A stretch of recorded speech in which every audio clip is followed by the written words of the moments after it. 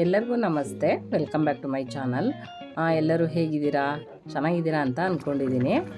ಮೊನ್ನೆ ತಾನೇ ಎಲ್ಲ ಸಮ್ಮರ್ ಹಾಲಿಡೇಸ್ ಮುಗಿಸ್ಕೊಂಡು, ಹಬ್ಬ ಮುಗಿಸ್ಕೊಂಡು, ಎಲ್ಲ ಊರುಗಳನ್ನು ಮುಗಿಸ್ಕೊಂಡು ಬಂದಿದ್ದಾಯಿತು.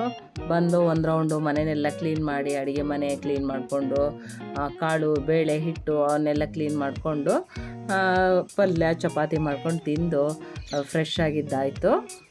ಇದರ ಜೊತೆಗೆ ಊರಿಂದ ಸ್ವಲ್ಪ ಮಾವಿನ ಹಣ್ಣು, ಬಾಳೆಹಣ್ಣು ಮತ್ತು ಈ ಥರ ತಿಂಡಿ ತಿನಿಸು ಎಲ್ಲ ಕೊಟ್ಟು ಕಳಿಸಿದ್ರು. ಅದನ್ನೆಲ್ಲ ತೆಗೆದಿಟ್ಟಿದ್ದಾಯಿತು. ಈ ವಿಡಿಯೋಸ್ ಎಲ್ಲ ನಮ್ಮ ಚಿಕ್ಕಮ್ಮನ ಮನೆಯಲ್ಲಿ ತೆಗೆದಿದ್ದು ರಜಕ್ಕೆ ಹೋದಾಗ. ನಮ್ಮ ಚಿಕ್ಕಮ್ಮನ ಮನೆ ಚನ್ನಗಿರಿ ತಾಲೂಕಲ್ಲಿ ಒಂದು ಹಳ್ಳಿ. ಅಲ್ಲೆಲ್ಲ ಹೇಗೆ ಅಂತಂದರೆ ಭದ್ರಾ ಡ್ಯಾಮಿಂದನ ನೀರಾವರಿ ಸೌಲಭ್ಯ ಕೊಟ್ಟಿದ್ದಾರೆ. ಹಾಗಾಗಿ ಅಲ್ಲಿನ ಮುಖ್ಯ ಬೆಳೆ ಅಂದರೆ ಅಡಿಕೆ ಮತ್ತು ಭತ್ತ. ನಾವು ಯಾವ ಕಡೆ ಕಣ್ಣು ಹಾಯಿಸ್ತೀವೋ ಆ ಕಡೆ ಎಲ್ಲ ಭತ್ತ ಮತ್ತು ಅಡಿಕೆ ಹಾಕಿದ್ದಾರೆ. ತುಂಬ ಚೆನ್ನಾಗಿದೆ ನೋಡೋಕೆ ಮಾತ್ರ. ಯಾವ ಕಡೆ ನೋಡಿದರೂ ಹಚ್ಚ ಹಸಿರಾಗಿ ಕಾಣುತ್ತೆ. ಬೆಳಗ್ಗೆನೇ ಒಂದು ರೌಂಡ್ ವಾಕ್ ಹೋದಿವಿ ಅಂತ ಅಂದರೆ ತುಂಬ ಒಳ್ಳೆ ರಿಫ್ರೆಶ್ ಅಂತ ಅನಿಸುತ್ತೆ. ಚಿಕ್ಕಮ್ಮನ ಮನೆ ಎದುರುಗಡೆ ತುಂಬ ಜಾಗ ಇದೆ. ಹಾಗಾಗಿ ಅವರಲ್ಲೇ ಎಲ್ಲ ಒಂದಷ್ಟು ಮಾವಿನ ಗಿಡ, ಬಣ್ಮೆ, ಟ್ಯಾಕ್ಟ್ರಿ ವಸ್ತುಗಳು ಮತ್ತು ಕೊಟ್ಟಿಗೆ ಮನೆ ಎಲ್ಲ ಗೋಡನ್ನು ಎಲ್ಲ ಮಾಡ್ಕೊಂಡಿದ್ದಾರೆ. ಚೆನ್ನಾಗಿದೆ. ಬೆಳಗ್ಗೆನೇ ಅವ್ರದ್ದೊಂದು ರೊಟೀನ್ ಇರುತ್ತೆ ಹಳ್ಳಿಯ ಕಡೆ ಅವ್ರದ್ದು. ಬೆಳಗ್ಗೆ ಎದ್ದ ತಕ್ಷಣ ಮುಖ ತೊಳ್ಕೊಂಡು ಒಂದು ಲೋಟ ಟೀನೋ ಕಾಫಿನೋ ಕುಡಿದು ಹುಲ್ಲು ಕೊಯ್ಕೊ ಬರೋಕ್ಕೋ ಅಥವಾ ಕೊಟ್ಟಿಗೆ ಕ್ಲೀನ್ ಮಾಡೋಕ್ಕೋ ಏನಕ್ಕೋ ಒಂದು ಕೆಲ್ಸಕ್ಕೆ ಹೋಗ್ತಾ ಇರ್ತಾರೆ. ಮನೆ ಹೆಣ್ಮಕ್ಳೆಲ್ಲ ಅಡುಗೆ ಕೆಲಸ. ಆದಷ್ಟು ತಿಂಡಿ ಕಡಿಮೆ ಅಂತ ಅನ್ಬೋದು ಹಳ್ಳಿ ಕಡೆ ಹೋದರೆ. ಕೆಲವೊಂದು ದಿವಸ ತಿಂಡಿ ಮಾಡ್ತಾರೆ, ಕೆಲವೊಂದು ದಿವಸ ಬೆಳಗ್ಗೆನೇ ಅಡುಗೆ ಮಾಡ್ತಾ ಇರ್ತಾರೆ. ನೋಡೋಕ್ಕೆ ಖುಷಿಯಾಗುತ್ತೆ ಒಂಥರನ. ಏನೋ ಸಿಟಿಗಿಂತನೂ ಸ್ವಲ್ಪ ಡಿಫ್ರೆಂಟಾಗಿರೋದ್ರಿಂದನ ಖುಷಿಯಾಗುತ್ತೆ. ನೋಡಿದವ್ರಿಗೆ ಏನೋ ಅನಿಸಲ್ಲ, ಹೊಸದಾಗಿ ನೋಡೋರಿಗೆ ತುಂಬಾ ಖುಷಿ ಅಂತ ಅನಿಸುತ್ತೆ. ಮಕ್ಕಳು ಕೂಡ ಅಷ್ಟೇ ತುಂಬ ಎಂಜಾಯ್ ಮಾಡ್ತಾಯಿದ್ರು.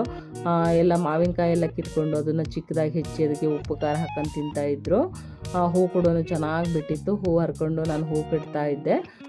ಚಾನಲ್ಲಿಗೆ ನೀರು ಬಿಟ್ಟಿದ್ರು. ಹಾಗಾಗಿ ಮಕ್ಕಳು ಬಿಸಿಲಿರೋದ್ರಿಂದ ನೀರಲ್ಲಿ ಆಟ ಆಡಬೇಕು ಅಂತಂದರು. ಮಕ್ಕಳನ್ನೆಲ್ಲ ಕರ್ಕೊಂಡು ಒಂದು ರೌಂಡು ನೀರಲ್ಲಿ ಆಟ ಆಡಿಸ್ಕೊಂಡು ಕರ್ಕೊಬಂದಿದ್ದಾಯಿತು. ತುಂಬ ಎಂಜಾಯ್ ಮಾಡಿದರು ನೀರಲ್ಲಿ ಮಾತ್ರ. ಚೆನ್ನಾಗಿ ಆಟ ಆಡಿದರು. ನನ್ನ ಅಣ್ಣನ ಮಗಳು, ತಮ್ಮನ ಮಕ್ಕಳು ಮತ್ತು ನನ್ನ ಮಗಳು ಎಲ್ಲರೂ ತುಂಬ ಚೆನ್ನಾಗಿ ಆಟ ಆಡಿದರು. ಅಲ್ಲೂ ಕೂಡ ಒಂದೆರಡು ದಿನ ಬಿಟ್ಟು ತೇರು ಹಬ್ಬ ಇತ್ತು. ಅವ್ರ ತೇರು ಹಬ್ಬಕ್ಕೆ ಅವ್ರ ಮನೆಯಲ್ಲೂ ಒಬ್ಬಟ್ಟು ಮಾಡಿದರು.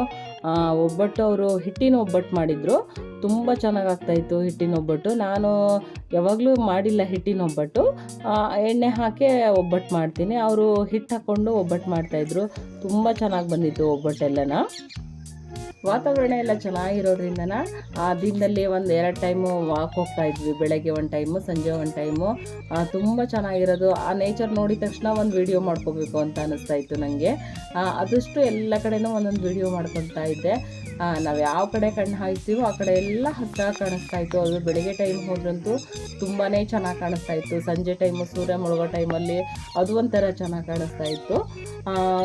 ಆದಷ್ಟು ವಿಡಿಯೋ ಮಾಡಿದ್ದೀನಿ, ನಿಮಗೆ ಇಷ್ಟ ಆಗುತ್ತೆ ಅಂತ ಅಂದ್ಕೊಂಡಿದ್ದೀನಿ. ಇದೆಲ್ಲ ಭತ್ತದ ಬೆಳೆ. ಕಾಳು ಗಟ್ಟಿ ಇರಲಿಲ್ಲ ಇನ್ನೂ ಮೊನ್ನೆ ತಾನೇ ಅವರು ಕೂಡ ನಾಟಿ ಮಾಡಿದರು. ಹಾಗಾಗಿ ಇನ್ನು ಪೈರು ಸಣ್ಣದಾಗಿತ್ತು. ಹಳ್ಳಿ ಕಡೆ ಹೋದ್ರೇ ಹಾಗೆ ಮನೆಯಲ್ಲಿ ಕೂರೋದಕ್ಕಿಂತ ಹೊರಗಡೆ ಹೋದ್ರೇ ಚಂದ ಅಂತ ಹೇಳಿ ಒಂದು ರೌಂಡು ಸುಮ್ಮನೆ ಹೊರಗಡೆ ಓಡಾಡ್ಕೊಂಬರೋಕ್ಕೆ ಅಂತ ಇಷ್ಟ ಆಗುತ್ತೆ. ಇವಾಗ ಸ್ವಲ್ಪ ಬಿಸಿಲಿರೋದ್ರಿಂದ ಮಧ್ಯಾಹ್ನ ಟೈಮು ಸ್ವಲ್ಪ ಅವಾಯ್ಡ್ ಮಾಡೋಂಗಾಗುತ್ತೆ ಹೊರಗಡೆ ಹೋಗೋದಕ್ಕೆ. ಮಳೆಗಾಲ ಆದ್ರಂತೂ ಇನ್ನೂ ಚೆನ್ನಾಗಿರುತ್ತೆ. ಮಧ್ಯಾಹ್ನ ಟೈಮ್ ಕೂಡ ಹೋಗ್ಬೋದು. ಅಷ್ಟೊಂದು ಚೆನ್ನಾಗಿರುತ್ತೆ ನೇಚರ್ ಎಲ್ಲನ. ಮನೇಲಿ ಕೂಡ ಗಿಡ್ನು ಮಾಡಿದ್ರು, ಅದ್ರ ಜೊತೆ ಪಲಾವ್ ಮಾಡಿದ್ರು. ನಮ್ಮ ಅಣ್ಣವರು ಜೋಳ ತಂದಿದ್ರು, ಜೋಳ ಕೂಡ ಬೇಯಿಸಿದ್ರು. ನಮ್ಮ ಅಣ್ಣನ ಮಗಳು ಚಿಕ್ಕವಳು ತುಂಬ ಚೆನ್ನಾಗಿ ಆಟ ಆಡ್ತಾಯಿದ್ಲು ನಮ್ಮ ಜೊತೆ ಎಲ್ಲ.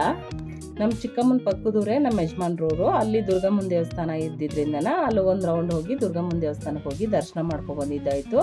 ಅಲ್ಲೂ ಕೂಡ ಹಬ್ಬಕ್ಕೆ ಪ್ರಿಪ್ರೇಷನ್ ಮಾಡ್ಕೊಳ್ತಾಯಿದ್ರು. ಚೆನ್ನಾಗಿತ್ತು ಅಲ್ಲೆಲ್ಲ ನೋಡೋದಕ್ಕೆ. ದರ್ಶನ ಕೂಡ ಚೆನ್ನಾಗಾಯಿತು. ಈ ವಿಡಿಯೋಸ್ ಎಲ್ಲ ನಿಮಗೆ ಇಷ್ಟ ಆಗಿದೆ ಅಂತ ನಾನು ಅಂದ್ಕೊಂಡಿದ್ದೀನಿ. ಈ ವಿಡಿಯೋಸ್ ಎಲ್ಲ ನಿಮಗೆ ಇಷ್ಟ ಆಯಿತು ಅಂತಂದರೆ ಒಂದು ಲೈಕ್ ಕೊಡಿ, ಶೇರ್ ಮಾಡಿ, ಕಮೆಂಟ್ ಹಾಕಿ. ವೇದ ಜನನಿ ಚಾನಲ್ಗೆ ಸಬ್ಸ್ಕ್ರೈಬ್ ಆಗಿ. Thank you. ಬಾಯ್.